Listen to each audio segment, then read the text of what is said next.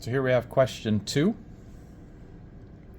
The current in a 90 millihenry, so times 10 to the negative 3, inductor changes with time as a function of I, the current, 3t squared minus 6t squared. Oh, sorry, that's actually an incorrect error in there. It should be 3t squared minus 6t. Print got a little funny there. Where I is in amperes and t is in seconds. Find the magnitude of the induced EMF at A, a time equal to 1 second, and B, a time equal to 4 seconds, and C, find out what time the EMF would be 0. Okay. For this one, we are looking for an induced EMF from an inductor. Okay, so we have the induced EMF equation from an inductor. It will be negative L, the inductance, di over dt, the change in the current. Okay. Now, we know the inductance. We'll have a negative 90 millihenry, so a negative 90 times 10 to the negative 3. Okay, that's our negative inductance. Di dt means we'll have to take a derivative of this, of the current.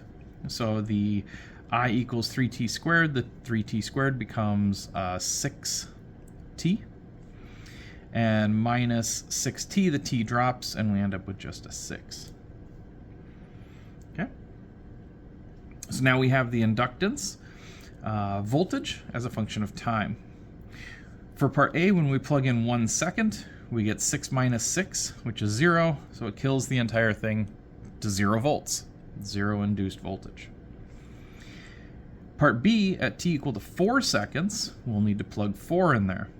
So we'll have negative 90 times 10 to the negative 3, and we'll have 6 times 4 minus 6. Okay.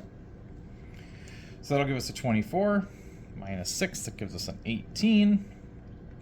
We take that times our 90 to the negative third. And that'll give us a, well, it technically gives us a negative 1.62, but in here, it wants the magnitude. So the magnitude ends up giving an absolute value, 1.62 volts. Okay, and that's how we get this up here, 1.62 volts. At what time is the EMF 0? Well, that one was pretty basic because we already had found it in part A as when it is 0.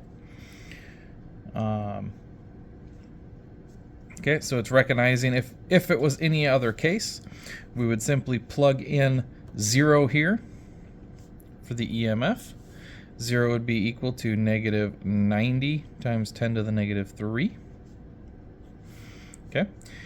And then we would be solving for t. Okay. So what we do here is we would divide our L to both sides. 0 divided by the negative 90 would just go away. So we'd end up with a 0 is equal to 6t minus 6.